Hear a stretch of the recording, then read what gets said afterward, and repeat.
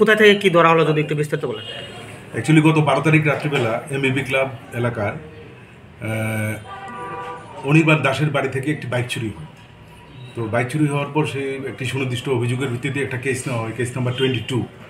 তো সেই অনুযায়ী পূর্ব থানাতে একটি টিম গঠন করা হয় বাইক এবং সেই চোরকে ধরার জন্য।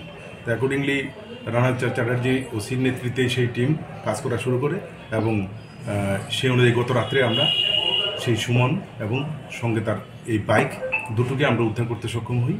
বাইকটাকে সে বাইপাসের এলাকায় পাশে একটা জঙ্গলে নিয়ে লুকিয়ে রেখেছিল। এর সাথে আরও একটা বাইক পাই আমরা।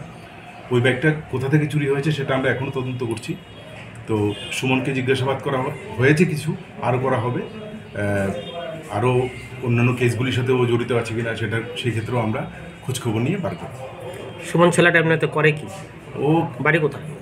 সে তার বাড়ি অ্যাকচুয়ালি মহেশখোলা, কিন্তু সবসময় এই ধরনের বিভিন্ন অসামাজিক কাজে সে জড়িত থাকে।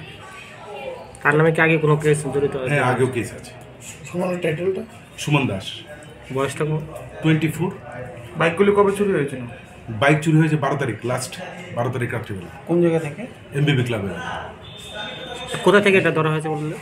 বাইপাস থেকে। কত মাস